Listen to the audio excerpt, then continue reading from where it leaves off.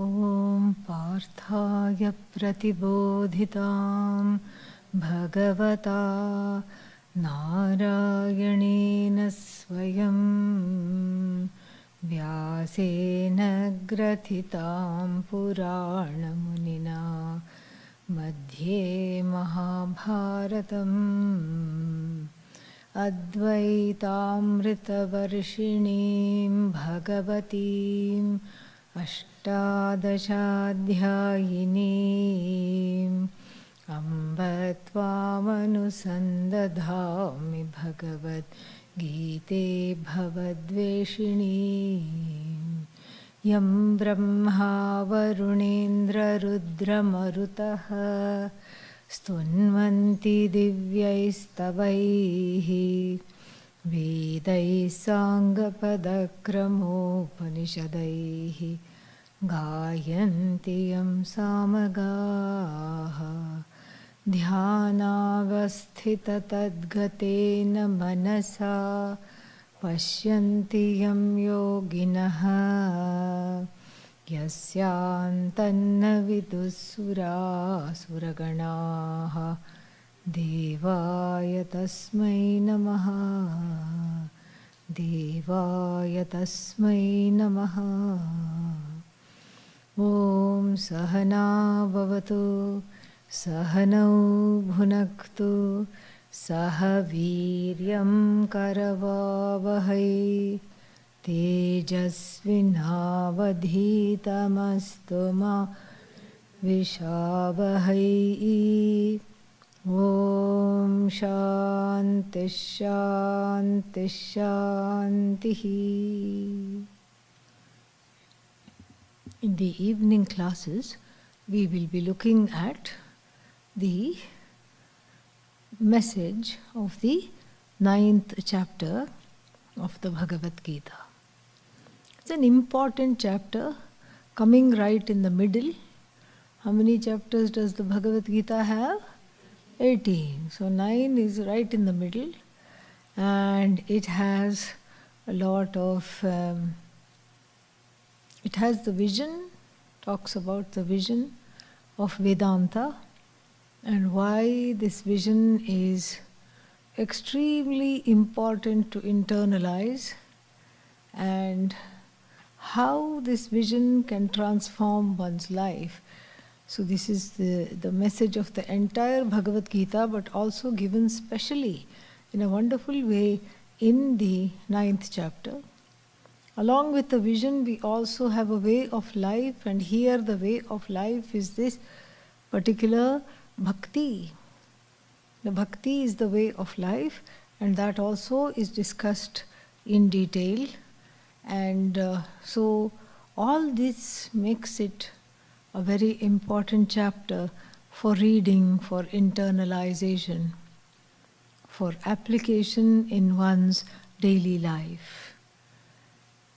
And then to add intrigue to this, to its salience, it's also called, the title of the chapter is Rajavidya Rajaguhyam.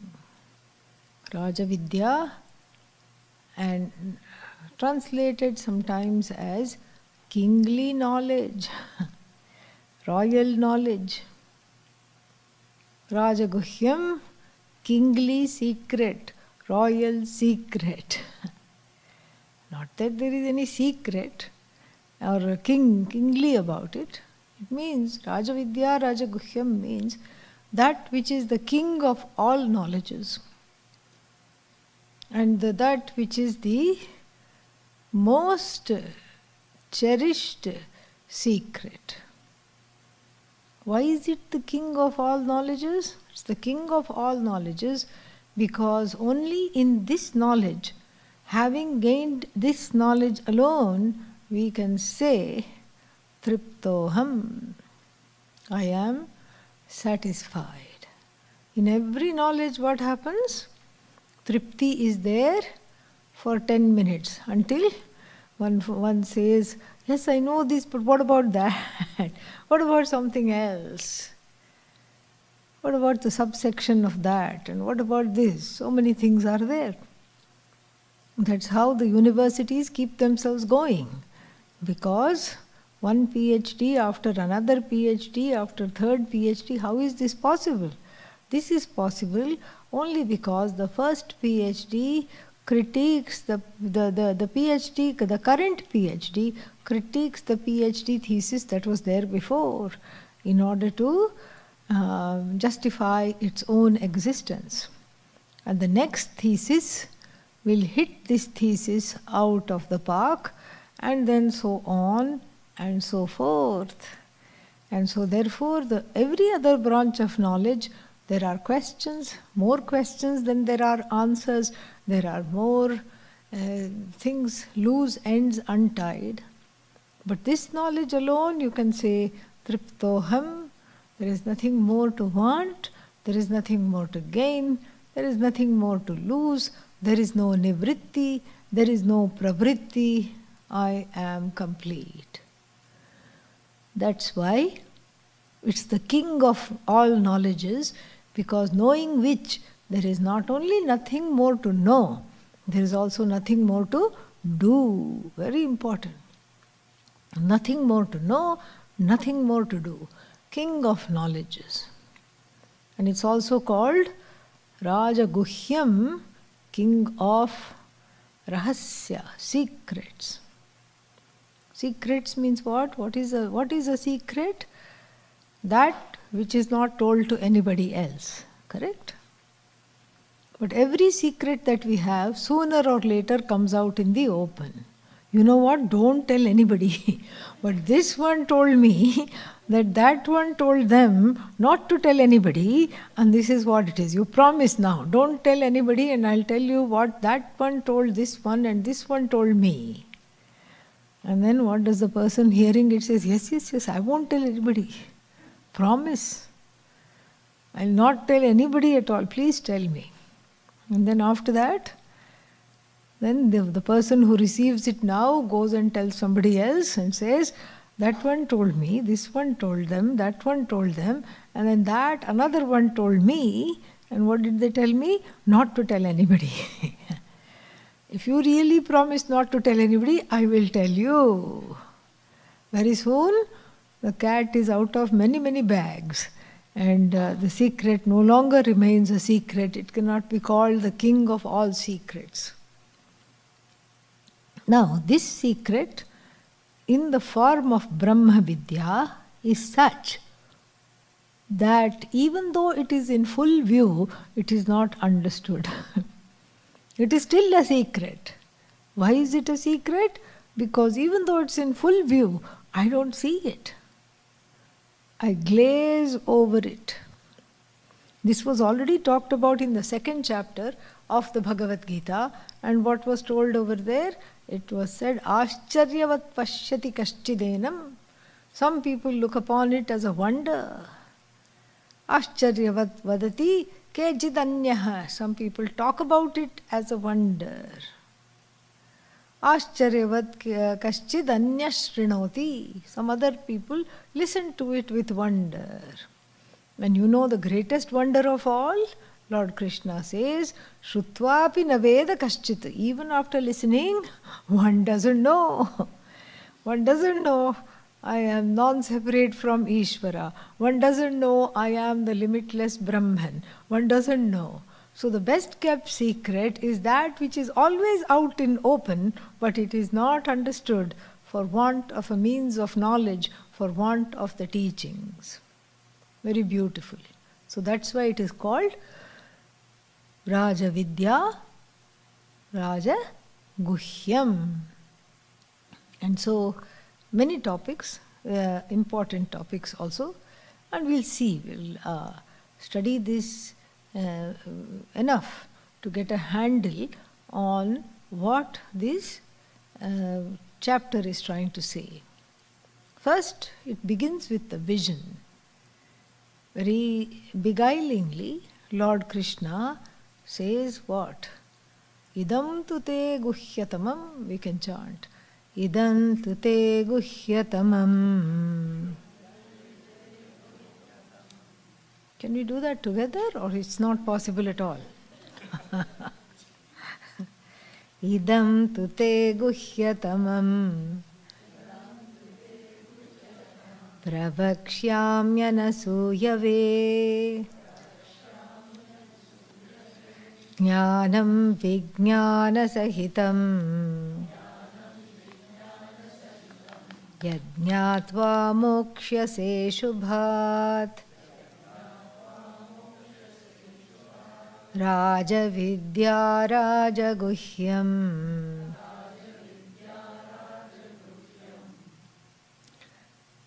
Pavitramidamuttamam Pratyakshaavagamam dharmyam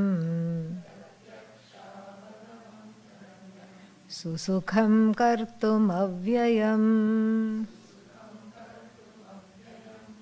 Yeah, so usually a new chapter in the Bhagavad Gita is spurred because Arjuna asks a question.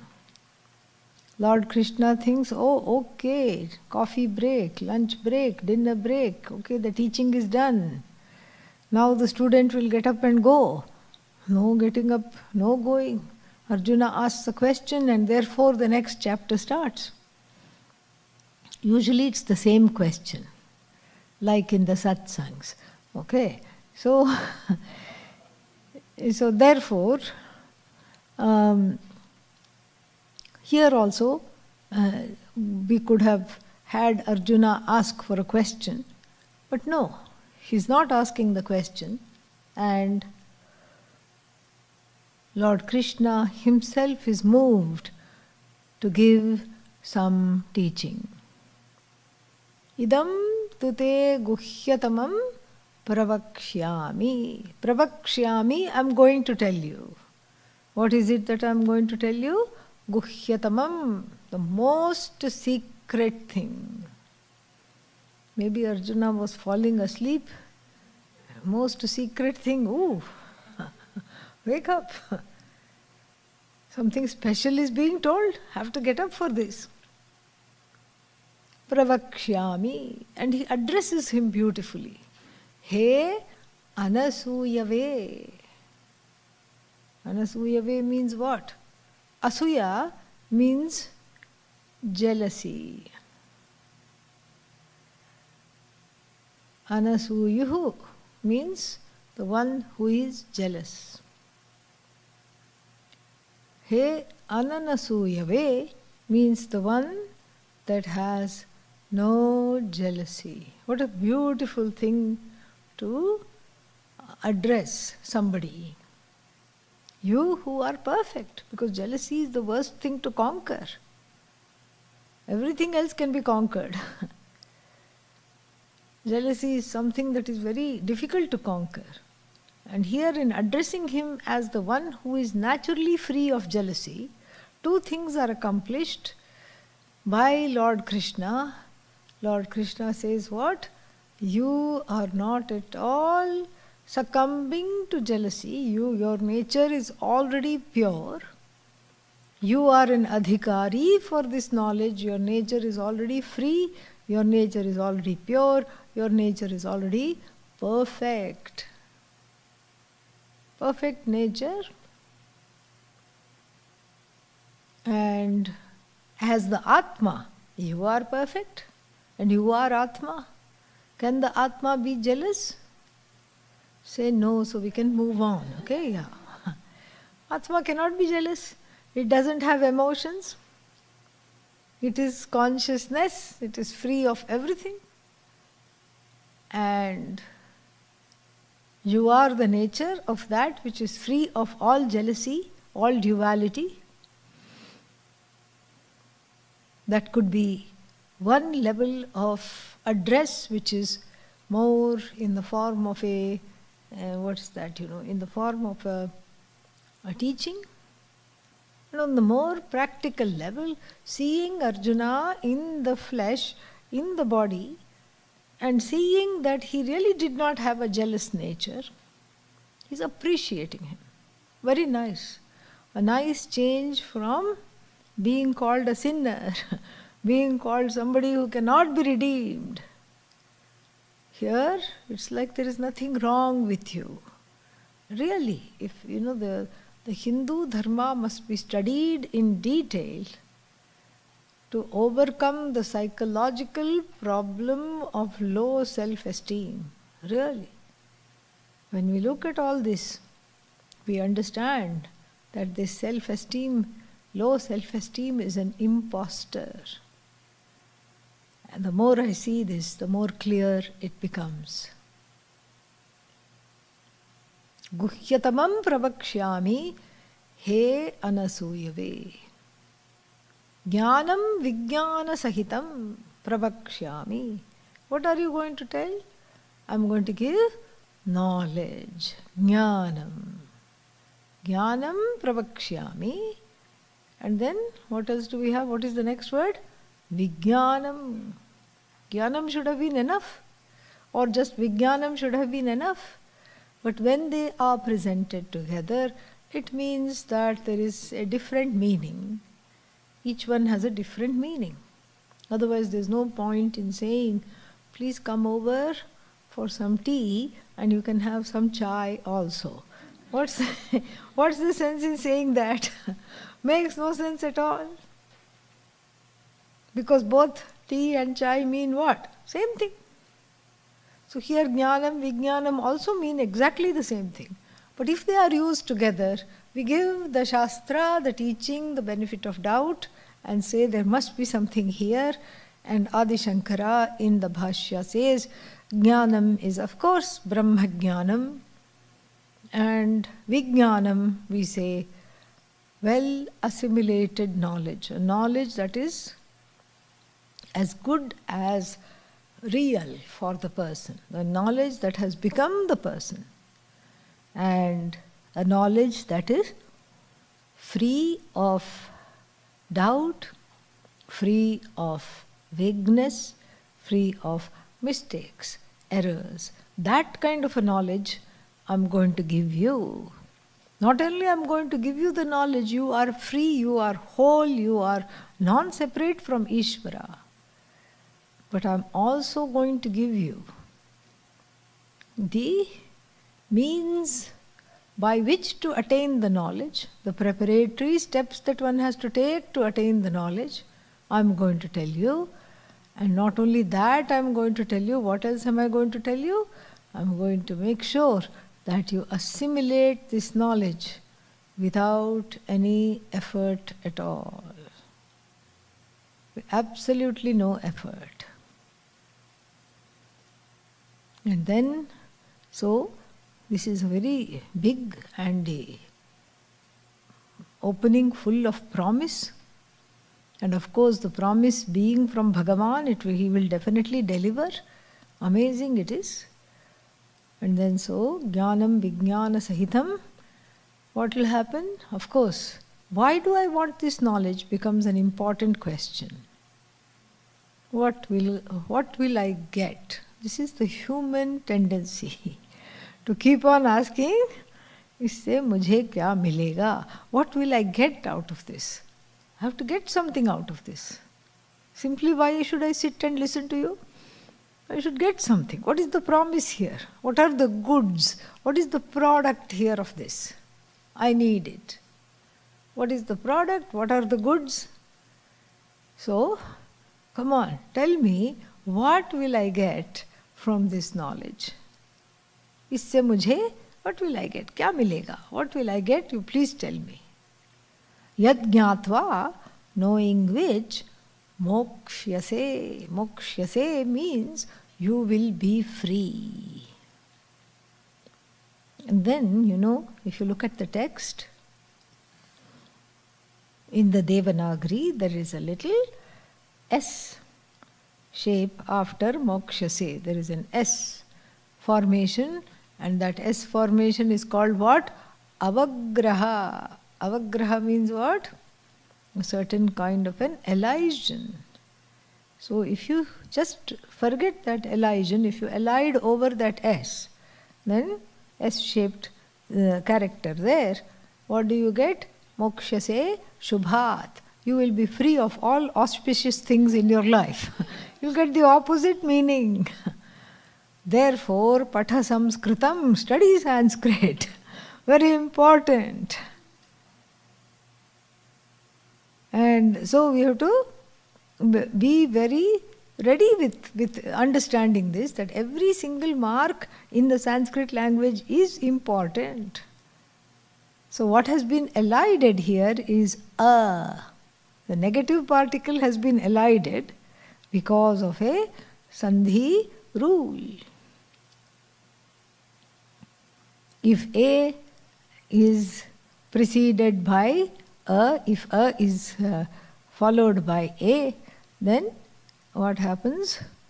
The a is elided. There is a rule. Mokshase shubhat. Actually it is mokshase ashubhat. Shubha, auspicious. Ashubha, opposite of that, inauspicious. Bad luck, bad news. Each time you look at it, you just wonder, why did this come to my life? What have I done to deserve this? Ashubha. Everything is Ashubha.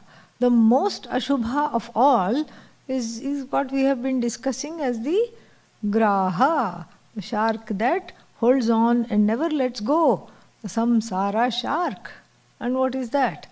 That is this life of unending becoming something or the other all the time. Terrible things. And so, mokshase ashubhat. Ashubhat means from everything inauspicious. What is inauspicious? That which is inauspicious is that which comes to an end. That's why every end is inauspicious. We don't like endings, do we? We don't like endings. Ending means it's finished, it's inauspicious. That's why in every culture death is considered as inauspicious because it's an end. Nobody wants the end to come. Unless of course you're going through a hard time, then you can't wait for the end. But when you're going through a good time, you don't want the end to come. Ending is inauspicious. And therefore here, any kind of an ending, that which has an end, is inauspicious. Anta. It's inauspicious because I do not know that I am Ananta. That's why it's inauspicious. It's inauspicious because I don't know that I am free of all endings. I do not have a beginning, I do not have an ending. My true nature is that that which has no beginning, no ending, nothing at all. It's free. It simply is. What is this I, which is the truth of everything. And so this is what I am missing. In mourning the endings, in crying because things are coming to an end, I forget, or I don't understand, or I haven't assimilated this knowledge enough. What? That I, the one who is mourning all the endings, is free from all endings. This is very much pertinent to Arjuna, because in the first chapter we left him crying. What was he crying about? Endings. This one will lose his life. But he's a scoundrel. Look at how he treated you. No, but he's my scoundrel. So it's okay. Mama, mine, mamakaha, my people. But that other one is an idiot. He's my idiot, okay? So this is how it is. This is how people are deluded. And Arjuna embodies all our delusions. All the mass delusions, singularly and plurally, he embodies. He is there to show us these delusions and the fears connected to endings, because one doesn't know that which never comes to an end is oneself. The truth of the one mourning all the endings is the limitless Atman, is free. This is what he needs to know. In order to be able to disengage himself from being entangled emotionally in this war. He's not a pacifist. He doesn't say, oh, I cannot fight because I don't believe in fighting. I'm a vegan. I'm no longer going to do this. I'm a pacifist. No. If you had put him in another battlefield, he would have made short shrift of everybody. It's this battlefield he has a problem with, it's these people he has a problem with, because he is enmeshed. He's enmeshed in the people. He has an investment in everybody living happily ever after, the Pandavas and the Kauravas. Not possible. Not at all possible. Why not possible? Because they are not of the same wavelength. What is the wavelength here? Dharma. Dharma is the wavelength. One is dharma, one is committed to dharma. Out of these two clans, one is committed to dharma and the other one is committed to adharma, wrongdoing. Who is committed to adharma? Pandavas, correct? No, good. Just checking to see if everybody is awake. Yeah. So therefore, you can't get along with people who say, it is okay to steal, it is okay to terrorize people, it's okay to set fire on somebody's house, it's okay to defraud them, it's okay to masquerade as wonderful and then, wait till they go to sleep and then steal from them. It's okay to tell them a lie. This is one set of people. And the other set of people cannot swerve from dharma at all. This is not a good match. Never was. That's why it just culminated in a war. But Arjuna is an idealist. And he keeps thinking, endings are bad. We should all try to get along. India and Pakistan. Like that, So many things. We should all get along. Ukraine and Russia. We should all get along. So, he's very much an idealist. He's not seeing the realities, the on-ground realities here. And so, therefore, in any warring situations, you have to see who is on the side of dharma. That should be the key thing here. Therefore, Arjuna is able to see dharma very well, except when it roosts close to home. When it roosts very close to home, that is when he has the problem, that is when he cannot understand. And that is when he shies away from endings. He cannot have endings, he cannot lose anybody. And picking up on that emotional note, for him, Lord Krishna says this, Yad Jnatva, if you know this secret of secrets, the king of all knowledges, knowing which you are free, knowing which you understand you are not subject to endings. That is the most auspicious knowledge. This is not just Raja Vidya, this is Shubha Vidya, Shuddha Vidya. This is the purest of knowledges which leads to auspiciousness. Now Arjuna is really, really hooked, very much hooked. And then he praises this knowledge in the next verse. Raja Vidya, Raja Guhyam. What is it? Pavitram. It's pure. And therefore, because it is pure, what is it? Purifying. It's not only pure, but all round purifying. Uttamam. It is ideal. Pratyaksha avagamam. Pratyaksha avagamam means there is no way you cannot know it. You cannot say, I don't have a good memory, I cannot study Vedanta. If you say that, what will I say? Vedanta is not based on memory. Oh, there goes my excuse for not attending the classes. It's not based on memory. Are you here? Yes. Was that understanding based on memory? No. It's based on you, which is not subject to memory. And so, here too, the same thing we have to understand. This knowledge is not based on memory. Therefore it is pratyaksha avagamam. Pratyaksha means that knowledge which is gained immediately.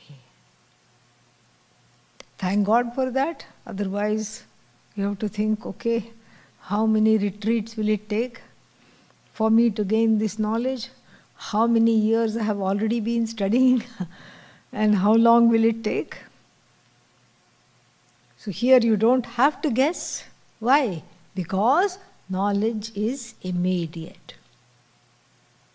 What is this? Now they are wondering, should I say clay? Should I say pot? Should I say something else altogether? Is this a trick question? Just be free. What is this? What? Simple thing. Keep it simple. Always keep the answers very simple. Don't get all Vedantic on me. Okay? What is this? Pot. So, you see the pot, your eyes are open, provided of course you're not nodding off right now. If you are, Om Shanti Shanti Shanti, don't worry. Yeah, but if you are awake, then the eyes are open. What are you seeing? Pot. How long did it take for pot cognition to take place? Immediately. Pratyaksha avagamam. Immediately. Why? Because the means of knowledge were available. Here the means of knowledge are what? Eyes. Means of knowledge are available. The knowledge immediately takes place. Pratyaksha avagamam. And then what? So, when the means of knowledge is there, what does it mean? That the knowledge takes place instantaneously. Oh, but then it's all okay in the classroom, in the hall. When I go out of the hall, what happens? The knowledge remains in the hall. Only I go out. So if somebody asks me, what did you study today? I think you need to experience it for yourself. I give a diplomatic answer.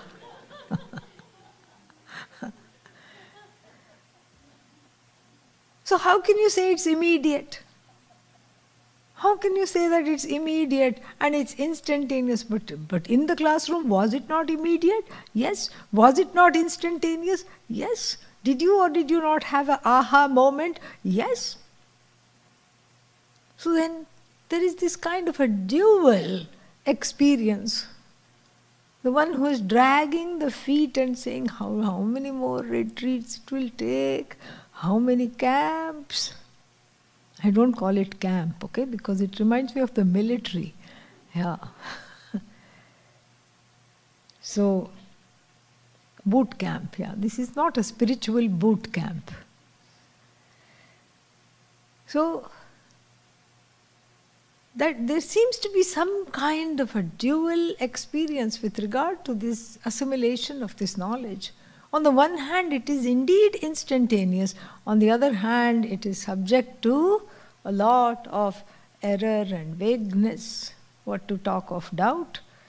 So how do we assimilate this? How do we understand this? How can you say it's pratyaksha avagamam? And if it is pratyaksha avagamam, if it is directly understood, immediately understood, then why do I as though forget it as soon as I go back from the retreat? I retreat from the retreat and the knowledge retreats from me.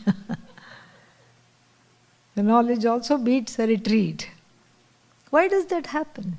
That means the knowledge is there, but it is occluded by various factors, raga, dvesha, strong preferences, strong prejudices, doubts, fears, blocks, resistance, childhood trauma.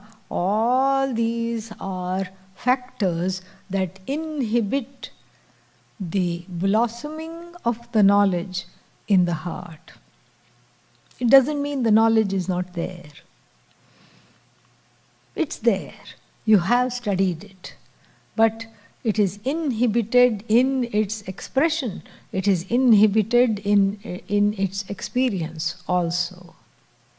So here I'm going to give you this knowledge that is absolutely free of doubt, errors, vagueness. I'm going to teach you till you know. Why? Because the Shastra is me, Lord Krishna might have said, and the Shastra is what?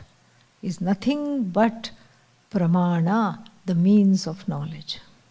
The Shastra is the means of knowledge. The Bhagavad Gita, the Upanishads, the various Prakarana Granthas are the means of knowledge. To gain this. To gain this knowledge means to remove self-ignorance. When the means of knowledge is there, then knowledge has to take place. If I were to say, please look at this pot, easy, this is pot. But if I were to say, please look at my face without looking at this pot, that's not possible to accomplish. That means what? The eyes are open, the face is there, but there is something there in between. That means what? Whatever is there to see, the eyes will report. That is the job of the pramana. Knowledge is not subjective. Any knowledge is not subjective. It's not what I feel about the weather. No, it has nothing to do with feelings. This is the temperature, this is the speed of the wind, this is where the moon is, waxing moon, waning moon, which day, etc., full moon, no moon. Facts. Those are all facts. And so, it has nothing to do with how I feel about it. Therefore we say, the knowledge is as good as the object that it brings to light. The pramana brings to light whatever it is, however it is. In Sanskrit we say, vastu tantram jnanam. The knowledge is as good as the means, whatever it is. The knowledge is as good as the object.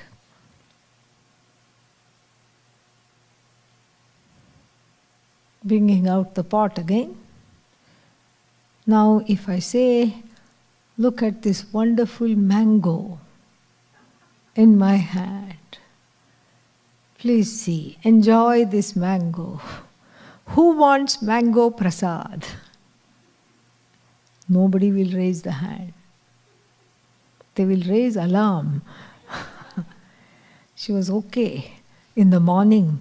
Now something is happening. Why is she not okay? What has happened to the teacher? The teacher is calling the pot mango. First you wonder, did I hear it correctly?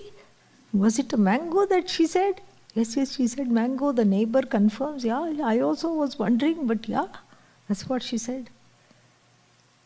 Why? Because your eyes will not lie. The means of knowledge is going to describe the object of knowledge exactly how it is. The pot cannot turn into a mango just because I will it. Cannot happen. And so, pot, it remains. This is what is meant by pratyaksha avagamam. So this knowledge of the I is also objective, not subject-based, not subjective. It is about the subject, no doubt. It is about the I. But it's an objective knowledge about the I. It describes the I exactly how it is, not how I think it is. How do I think the I is? Sad, bad, mad, upset all the time, angry, going from one thing to another. This is what is my understanding. But that's not in keeping with the Upanishads' biography of me. My autobiography and the Upanishads' life story of me are totally opposite. Which one to believe? I have to believe what I wrote, because that's my life. How will the Upanishad know my life? My autobiography is what I have to study, what I have to do. This is the reality because this is my reality, says the Jiva. Okay, let us look at your reality. Chapter 1, Why Me? Title of the chapter. Chapter 2, More of the Same. Chapter 3, Nobody Loves Me. Chapter 4, how can I make friends? How can I influence people? Chapter 5, Nothing Works. A tragedy. The Jiva's tragedy in the autobiography. Chapter 6 must be conclusion. No. Chapter 6, to be continued in the next life, of course. And again, the chapter 1 is what? Why me? This is the Jiva's autobiography. Do you like this autobiography? No, not at all. You want to stay far away from this as possible. You want to completely throw it away because you cannot stand this autobiography of the sordid, sad self. You don't want this autobiography. Upanishad also writes your life story. In fact, that is the Upanishad. What does it say? Chapter 1, you are the whole. You are limitless, you are free. You are non-separate from Ishvara. You are one with the cause of the universe. Knowing this, there is nothing more to achieve, nothing more to do. Who can argue with this biography? Who can argue with this life story? In fact, this is the life story I want. Oh, can I have both versions? Some days I will look at this, some days I will look at that. Well, one is wasting one's time. By saying, some days I will entertain falsehoods of all kinds, some days I will be in truth. What's the point?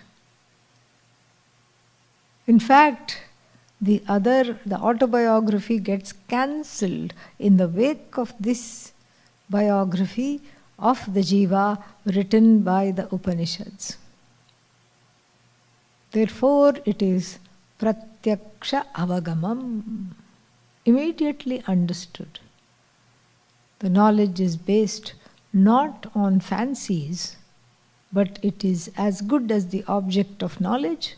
The object of knowledge here being the content of the subject, you, then what else is there? Nothing more is there. And therefore, we have to see that when the preparation is there, that's why there is so much emphasis on purifying the mind, purifying the heart of raga, dvesha, all kinds of things. So therefore here, pratyaksha avagamam, I have to make myself ready so that when the knowledge tells me, when the Upanishad tells me the truth of myself, I'm ready to assimilate it. And then, dharmyam, next word. It's not opposed to dharma. This knowledge can never be opposed to dharma. It will never make you do something adharmic. In fact, you become more and more committed to dharma the more you grow in this knowledge. Susukham kartum.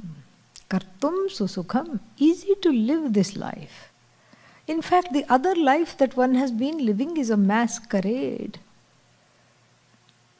It's like living in a hot costume that you can never take off. Why?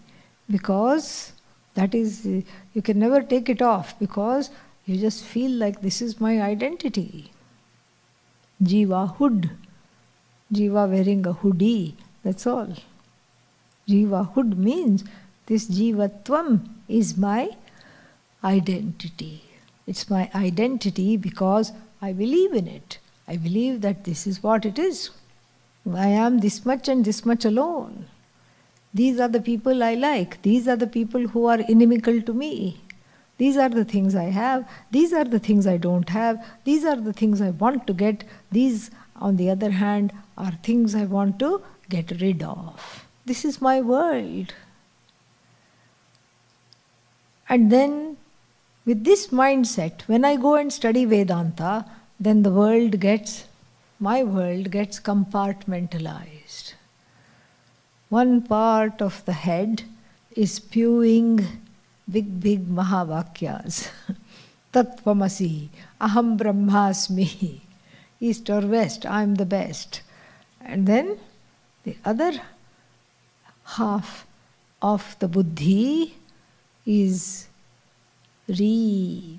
rehearsing samsara. Can't live like that. It is called ardhandanyaya, a maxim. What is the maxim? Half-baked maxim. Very interesting maxim. Half-egg maxim. So this person had some chickens, and one day one of the chickens laid a nice egg. And the man thought, this is lovely, this is perfect. I'll use half the egg for an omelette and the other half I will keep to hatch. Not possible? Not possible at all. Ardhandaha pachanaya, for cooking. Ardhandaha prasavaya, the other half is for reproducing. Not possible.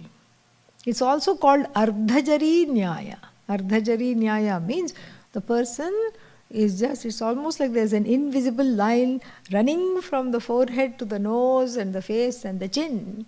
One half is all wrinkled and the other half is smooth like a baby's face. Not possible. So here too it's not possible to have this knowledge and then continue with this kind of a life that I have led. A life that is completely wedded to duality, strife, conflict, fears and tears. I can't compartmentalize this knowledge because this knowledge is free, whole and is free of parts. That which is free of parts can never ever be compartmentalized, and so this knowledge is susukham kartum. Susukham kartum means it's easy to live. The more I let go, this knowledge is very easy to live because it's all simple. The best things in life are simple.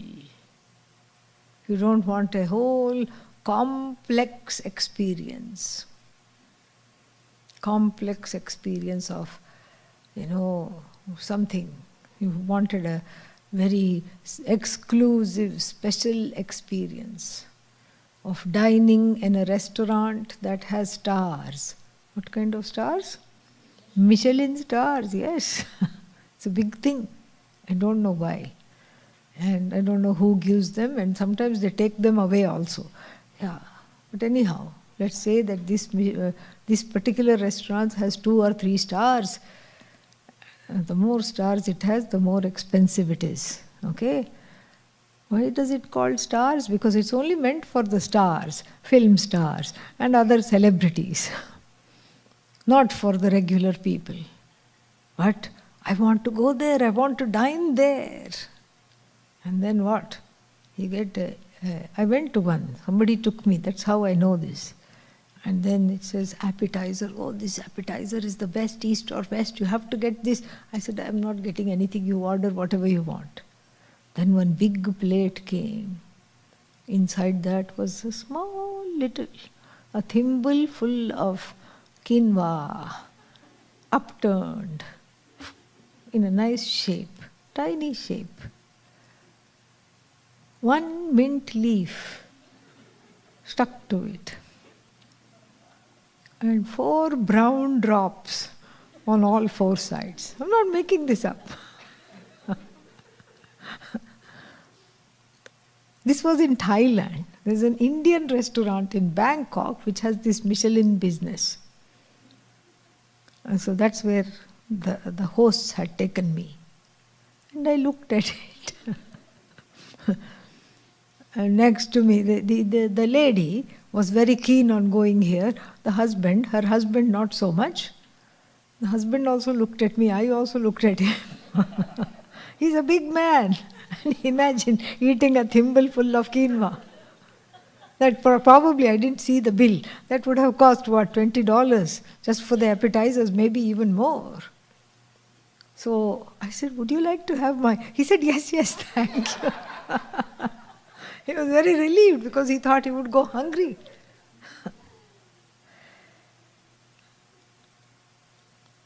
And then we went back to the host's house. And then he said, then the hostess also said, I think everybody is still a little hungry. I had gone with the group, everybody nodded their head, yes, even after paying so much, hungry. Then she put on some dal chawal, which everybody enjoyed, with some pickle, some rice and dal and pickle, everybody enjoyed. And so much for the restaurant with stars. Best things in life are simple. And to appreciate this simplicity, I have to cultivate a mind, a heart that is also simple. Not a complex heart. A complex heart is a heart full of complexes. That's why it's called complex heart.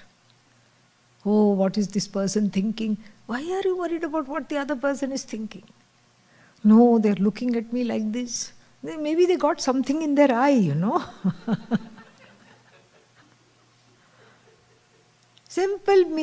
Simplicity means not imbuing all kinds of motivations and projections on my part onto the other person. Simplicity means taking people at face value. Try it, you'll like it. In fact, it's a big burden gone. Sukham kartum means this is what is the lived knowledge looks like. This one doesn't like me, that one is suspicious of me, this one hates me, this one is plotting against me, this one is plotting my demise. How difficult it is to live like that. How stressful it is to live like that. How the life is full of tension when we live like that. But here, simple it is. The knowledge is simple. The person is also, the core being of you is also simple. Connecting with that simplicity is what here is meant, sukham kartum. When I am in that mode of simplicity, then this knowledge is very easy to live.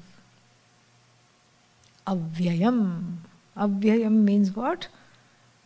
That na vyeti iti avyayaha. Vyeti means gets expended. This knowledge never gets expended. It's the treasure that never becomes less. In fact, the more you use, the greater it becomes because it disseminates, it burgeons. It becomes more and more and more. It multiplies. It never divides. It never gets subtracted. Susukham kartum avyayam. Then the Lord tells us, who are the people who cannot get this knowledge, who do not have this premium for simplicity, who cannot prioritize this knowledge. Who are these people? In the next verse is told, Ashraddhadanah purushaha dharmasyasya parantapa aprapyaman nivartante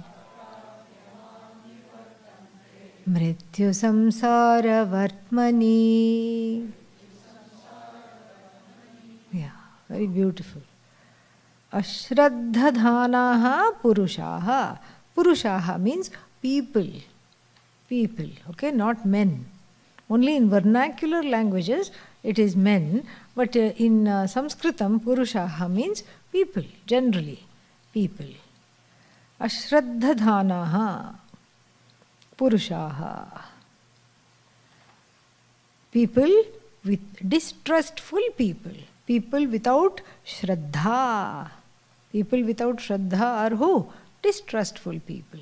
People who cannot trust, who cannot at all make an attempt to just let go of all the complexes. These kinds of people. Ashraddhadhanaha purushaha. Dharmasya asya dharmasya. Asya dharmasya he parantapa. Parantapa means the one who makes the people just, he scorches the people, the enemies, the inimical people with his looks. With his looks. And then what are they? What are these people? These people are all the inimical people that Arjuna just looks at and then they just run away because they are frightened.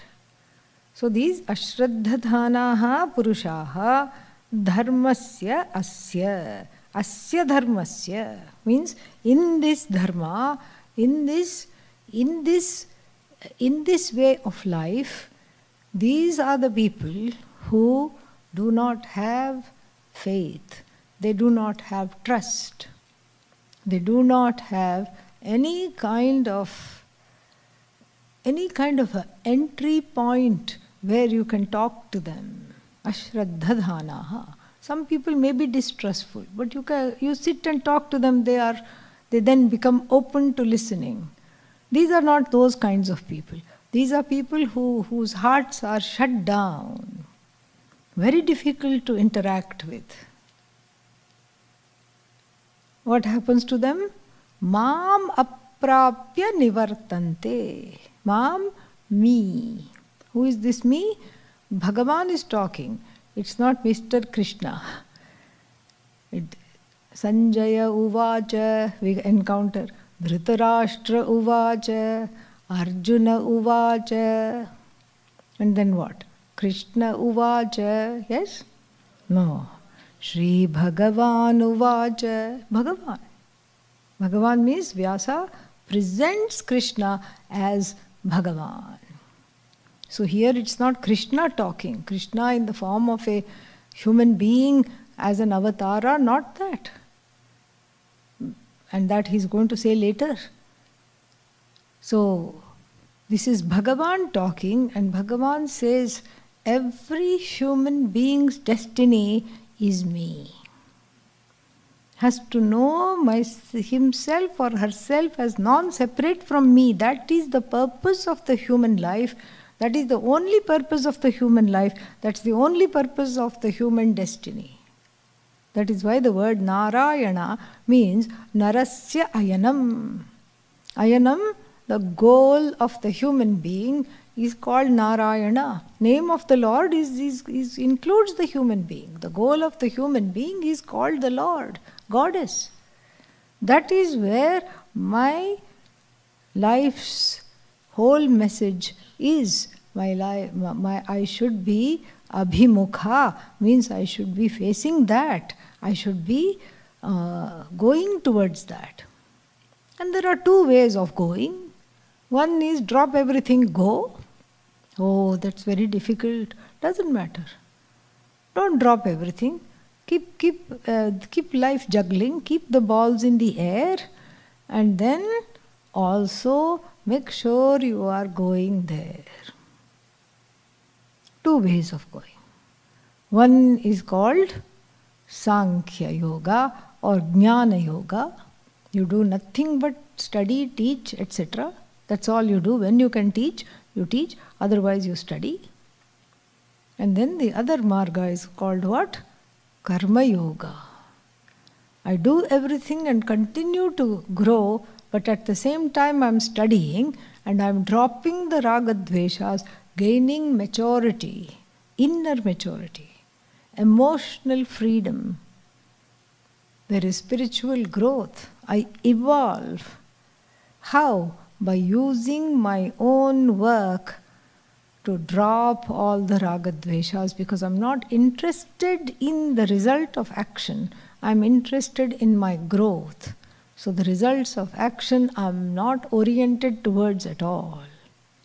Every action, may it lead to my own growth. That is what I tell myself. And then proceed. These are the two paths that were talked about in the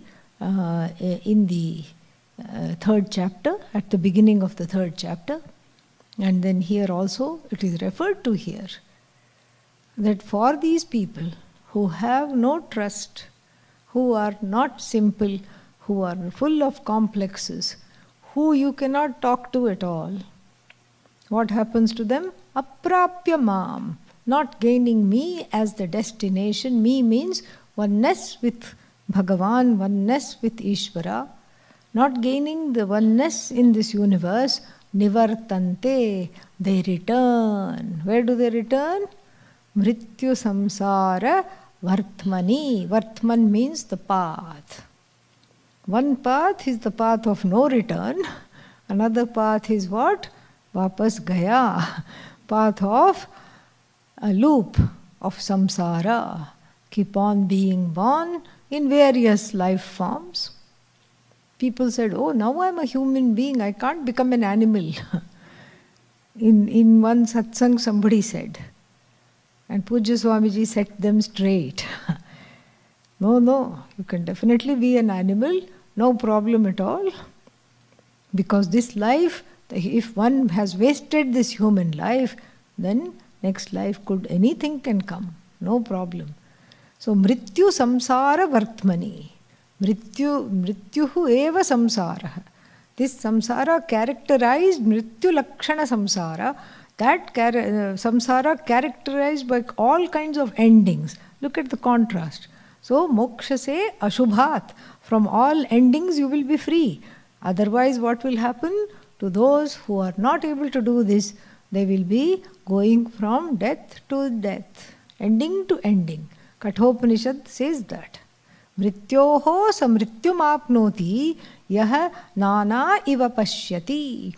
The one who, as though sees duality when there is none, keeps going not from birth to birth. That's kind of easy. That feels good. Oh, birth to birth, okay. Death to death, one keeps going. Same thing here. Same thing here. Mrityu samsara vartmani, on the path of this death, destruction, and then more death, more destruction, more endings, the person is going and going and going. Unfortunately, we have to end on this sad note, but don't worry, we'll pick it up tomorrow. Tonight's satsang will be in the dining hall at 8 o'clock. Om Purnamadav Purnamidam Purnat Purnamudachyate Purnasya Purnamadaya Purnamevavashishyate. Om Shanti Shanti Shanti. Harihi Om Shri Gurubhyo Namaha. Harihi Om. So you can eat your dinner and wait there. Satsang will be in the hall, dining hall, not here. Okay?